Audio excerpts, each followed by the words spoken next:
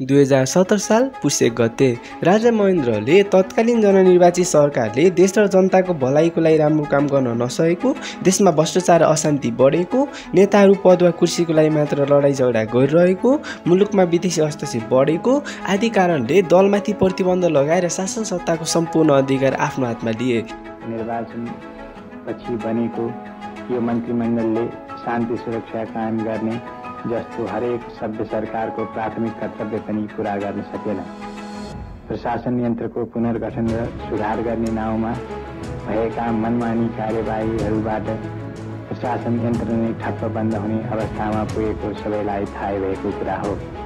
जुन दिनलाई नेपालको इतिहासमा कालो दिन पनि भनिने गरिन्छ र 2017 साल पुस 22 गते निर्दलीय पञ्चायती व्यवस्थाको घोषणा हुन्छ। तर राजा महेन्द्रले दलमाथि गरेको अत्याचार, नेपाली जनताको सम्पूर्ण हक अधिकार खोसिनु आदि कारणले भने त्यो व्यवस्था धेरै टिक्नेवाला थिए र करिब 30 वर्षपछि भने सुरु हुन्छ पहिलो जनआन्दोलनको। सुरुवाती चरणहरूमा समेत पञ्चायत शासन विरुद्ध विभिन्न राजनीतिक दलहरू र जनताद्वारा पटक पटक आन्दोलन गरिएको थियो। 18 सालको क्रान्ति, 33 सालको बीपीको राष्ट्रिय मेलमिलापको नीति, 2036 सालको विद्यार्थी आन्दोलन आदिको दबावको कारणले भने विक्रमसम्म 2036 सालमा तत्कालीन राजा वीरेन्द्र शाहले नेपालमा जनमत सङ्ग्रह गराएका थिए।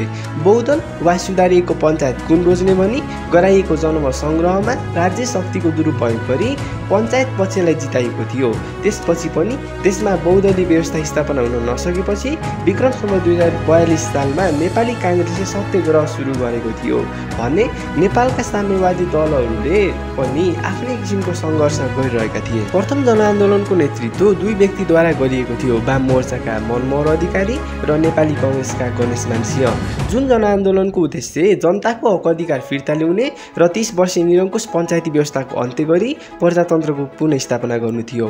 यसरी जनआन्दोलनको मिति तोकिन्छ र 2046 साल फागुन 7 गतेदेखि सुरु हुन्छ प्रथम जनआन्दोलन। यस अन्तर्गत फागुन 7 गते दुवै समूह नेपाली काङ्ग्रेस र वाम मोर्चाले आफ्ना झण्डाको साथ जुलुस प्रदर्शन गर्ने र आमसभा गरी पार्टीहरू उप विगत 29 वर्षदेखि लागेको प्रतिबन्धलाई तोड्ने।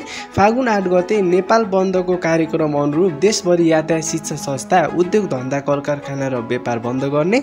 फागुन 14 गते सम्पूर्ण देशभरि पञ्चायती व्यवस्थाको विरोधमा कालो दिवस मनाउने, कालो झण्डाका साथ कालो पट्टी बाँधी आमसभा र प्रदर्शन गर्ने। फागुन 19 गते राष्ट्रव्यापी रूपमा नेपाल बन्द गर्नुका साथै स्थानीय परिस्थिति अनुरूप विभिन्न कार्यक्रम बीचमा पनि स्थानीय रूपमा सञ्चालन गरिने भएको थियो। लगातार चैत्र 26 सम्म जनआन्दोलन हुन्छ र जनताले गुमाइसकेको हक अधिकार पुनः फिर्ता आउँछ।